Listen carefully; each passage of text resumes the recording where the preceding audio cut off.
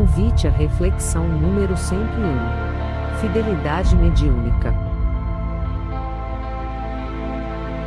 Olá, meus amigos, meu nome é Leandro. Mais uma vez é um prazer poder participar do convite à reflexão. E o tema de hoje é Fidelidade mediúnica, um dos capítulos do livro Ilumina-te, de Joana de Ângeles, psicografia de Divaldo Franco. Nesse livro, Joana traz algumas reflexões profundas sobre diversos temas da vida, tanto das nossas relações íntimas, quanto com aqueles que nos cercam, que convivem conosco. É um livro que fala sobre silêncio interior, a busca da iluminação, as lutas abençoadas, os lazeres e também sobre os divertimentos, os sentimentos perversos, as enfermidades da alma, sobre renúncia, serenidade, fala também sobre perdão, sobre os relacionamentos, mediunidade, entre outros temas. Logo no prefácio do livro, ela fala sobre a nossa irradiação mental, que sustentada pelo nosso pensamento e pela nossa vontade, é o reflexo do nosso mundo íntimo, ou seja, o que trazemos dentro de nós na nossa intimidade, com as nossas conquistas, com as nossas dificuldades que todos possuímos, como espíritos imortais que somos. E que somos exatamente aquilo que pensamos. O nosso pensamento é uma força eletromagnética que exerce grande influência no meio no qual estamos inseridos. Ou seja, aquilo que achamos que está apenas na nossa intimidade é exteriorizado através do nosso pensamento. Imaginem que estamos dentro de uma piscina, porém, ao invés de estarmos cercados por água, estamos cercados por fluidos, sendo os fluidos o meio de propagação do nosso pensamento. Os fluidos, na sua essência, são neutros, não são bons nem ruins. É o nosso pensamento que vai impregnar os fluidos que nos cercam com as boas ou más qualidades que trazemos junto conosco. Se estamos equilibrados, praticando realmente o Evangelho do Mestre Jesus, a caridade, o amor ao próximo, perdão, vamos influenciar o meio ambiente que estamos vinculados de uma forma positiva. Porém, se estamos desarmonizados, vamos nos vincular com irmãos que vibram nessa mesma faixa. Sabe quando pensamos em alguém e poucos minutos depois encontramos com aquela pessoa? No livro dos médiuns, Kardec explica que todos somos médiuns, em maior ou menor grau. E é exatamente isso que Joana fala logo no começo deste capítulo, que a faculdade mediúnica é inerente a todas as criaturas humanas. Então, quando ocorre essa coincidência de pensarmos em alguém e encontrarmos com essa pessoa, isso é uma aptidão mediúnica que todos possuímos, na qual a pessoa entra em sintonia com as vibrações daquela pessoa e de forma inconsciente acaba pensando, imaginando, se forma na nossa tela mental a imagem, a aparência daquela pessoa. De forma resumida, o que ocorre é que aquela pessoa está impregnando os fluidos ao redor dela através dos seus pensamentos. Nós captamos esses fluidos que estão impregnados com a emanação fluídica daquela pessoa e se forma na nossa tela mental a sua imagem. Então, fica claro que não podemos esquecer que a nossa irradiação fluídica, quer seja expressa através de palavras, de ações ou não, nem por isso ela deixa de existir e sempre vai influenciar o meio onde é produzida.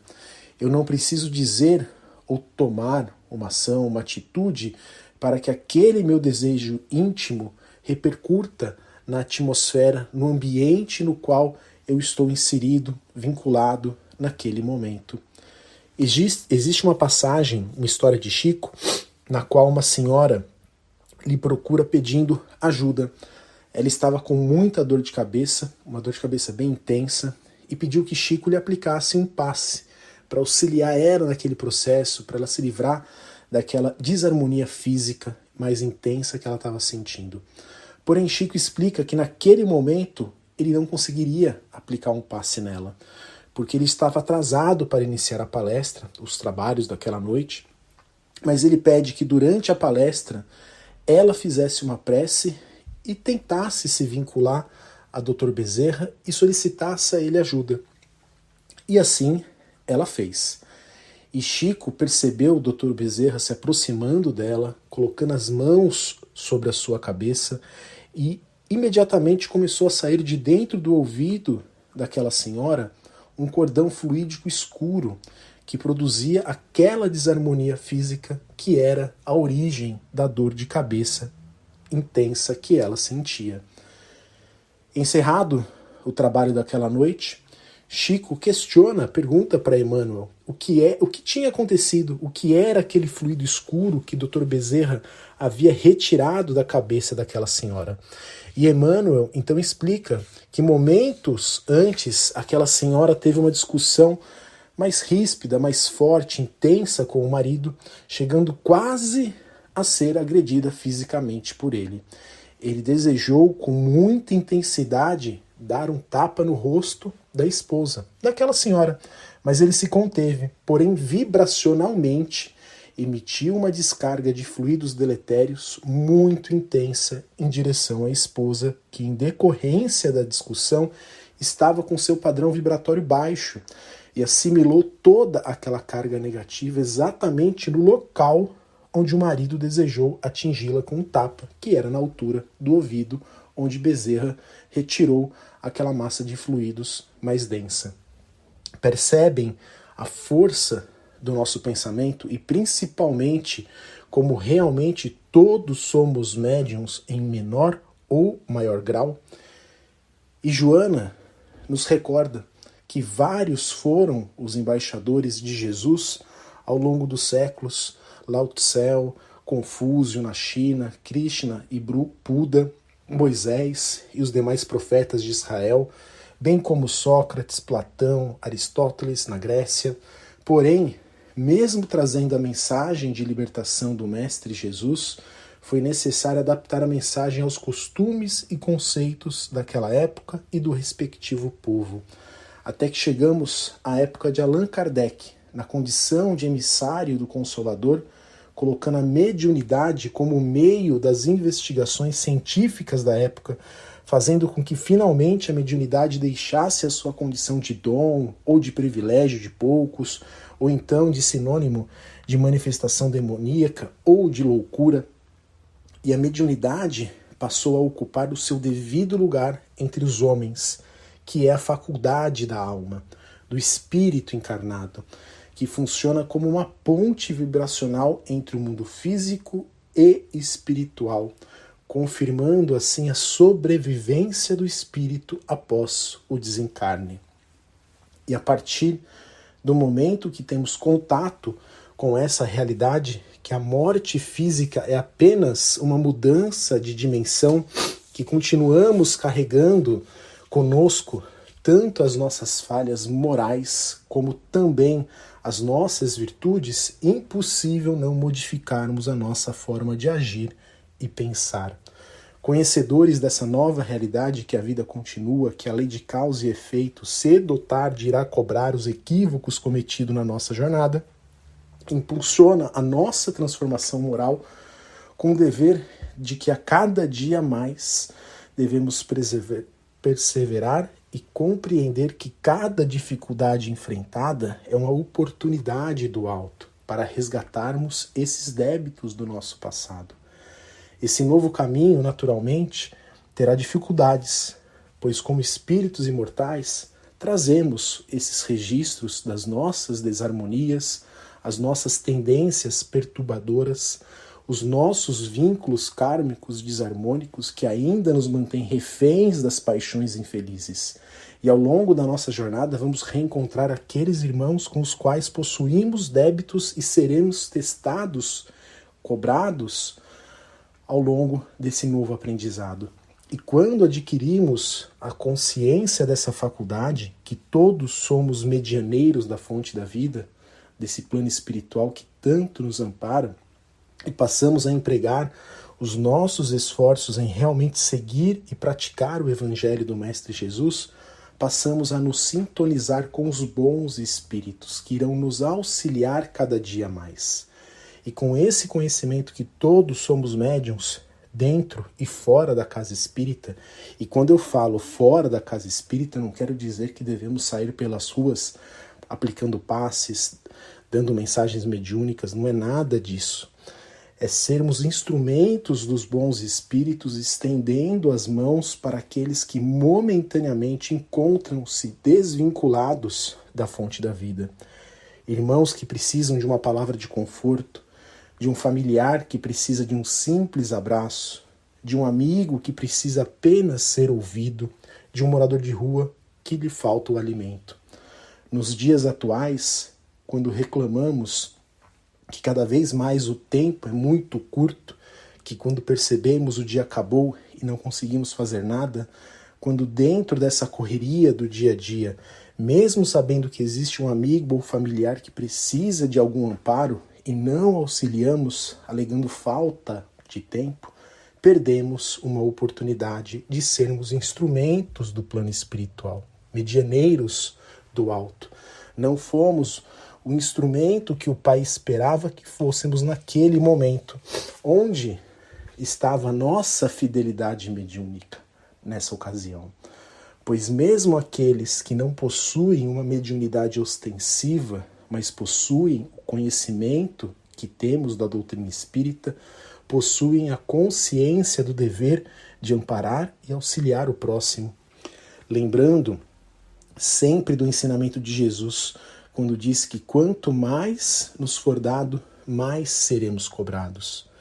No livro Sexo e Destino, de Chico, conta a história de Marita, uma jovem que sofre um abuso de alguém que ela não esperava e fica completamente desnorteada. Ela sai correndo pelas ruas e acaba sendo atropelada. Era certo que ela iria desencarnar. Porém, ela não poderia desencarnar naquele momento, logo após o acidente, no meio da rua. Era necessário que ela chegasse até o hospital, reencontrasse com a pessoa que havia lhe causado aquele mal, para que despertasse nele a consciência da gravidade do seu erro e dessa forma ele iniciasse o seu resgate. Porém, o acidente foi grave. Existia uma hemorragia interna que necessitava ser interrompida. Caso contrário, ela iria desencarnar. E para que isso não ocorresse, André Luiz, junto com os demais mentores, necessitavam de fluidos para estancar momentaneamente aquele sangramento. Embora o local do acidente estivesse cercado de curiosos, nenhuma daquelas pessoas pensou, se vinculou com o plano espiritual, com Deus, independente da religião, para fazer uma prece pedindo amparo por aquela moça que acabara de ser atropelada. Pelo contrário, as pessoas ali que cercavam, com aquela curiosidade para entender, para ver o que estava acontecendo, julgavam que o motivo dela ter sido atropelada era porque provavelmente estava alcoolizada ou drogada, que poderia estar tentando tirar a própria vida. Existiam fluidos entre todos aqueles curiosos, mas estavam contaminados com os respectivos preconceitos e julgamentos de cada um. Porém, André Luiz lembra que, por coincidência, naquela mesma rua trabalhava um senhor que conhecia Marita e era espírita. Eles se dirigem até o comércio daquele senhor, mentalmente sugere que ele olhe pela janela. Ele aceita aquela sugestão mental e percebe que havia ocorrido um acidente.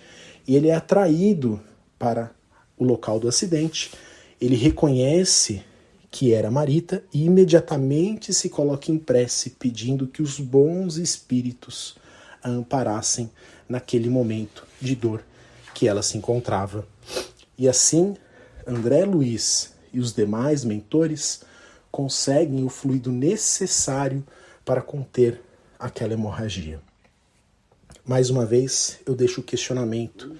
Percebem a força do nosso pensamento e o potencial que possuímos para sermos instrumentos do Pai?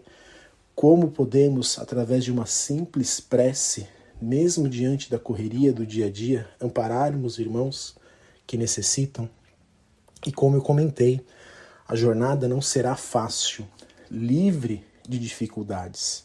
Seremos testados, cobrados, questionados em nossa fé, pois era exatamente dessa maneira que agíamos no nosso passado.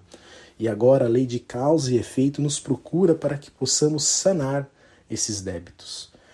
E Joana pede que, caso ao longo da nossa caminhada a gente se sinta angustiado, porque qualquer fator que interfira na nossa capacidade de sermos intermediários do amor do Pai, que perguntemos como Jesus teria se comportado em situação equivalente. E é impossível não lembrar da história de Paulo, que quando encontra com Jesus naquela estrada a Damasco, inicia o processo de despertar da sua consciência, da transição do velho para o novo homem, passa a reconhecer os erros praticados, que a vida continua após a morte do corpo físico e inicia, sim, o seu processo de redenção, o seu processo de ser um instrumento verdadeiro de Jesus na divulgação do seu evangelho, das suas lições. Mas mesmo Paulo, diante da indiferença dos homens, dos julgamentos, da dificuldade enfrentada, ele passava por um momento de grande sofrimento, de grandes dúvidas em determinado momento da sua jornada, até que um dia, cansado, querendo desistir, ele se lembra da prece, da oração, se liga com Jesus, ao Pai, e pede auxílio ao Mestre. Fez como Joana nos recomenda no livro, perguntando o que Jesus faria se estivesse em seu lugar. E naquele momento, durante a oração, ele percebe que vem ao seu encontro a esposa amada, que havia desencarnado há alguns anos, trazendo então orientações para os questionamentos, para as dúvidas de Paulo que ele colocava naquele momento. E diante de toda a dificuldade que ele estava enfrentando para divulgar o Evangelho do Mestre, para aplicar o Evangelho junto aos homens, para ser realmente um instrumento do alto, ele fez 4 perguntas para Abigail, para sua esposa. A primeira foi: que fazer para adquirir a compreensão perfeita dos desígnios do Cristo? E Abigail responde: ama. Como fazer para que a alma alcance tão elevada expressão de esforço com Jesus Cristo? E Abigail responde: trabalha. Que providências adotar contra o desânimo destruidor? Espera, disse Abigail, num gesto de terna solicitude, como quem desejava esclarecer que a alma deve estar pronta a atender ao programa divino em qualquer circunstância. Como conciliar as grandiosas lições do Evangelho com a indiferença dos homens? E Abigail dá a última resposta: perdoa, Paulo. Amar, trabalhar, esperar e perdoar.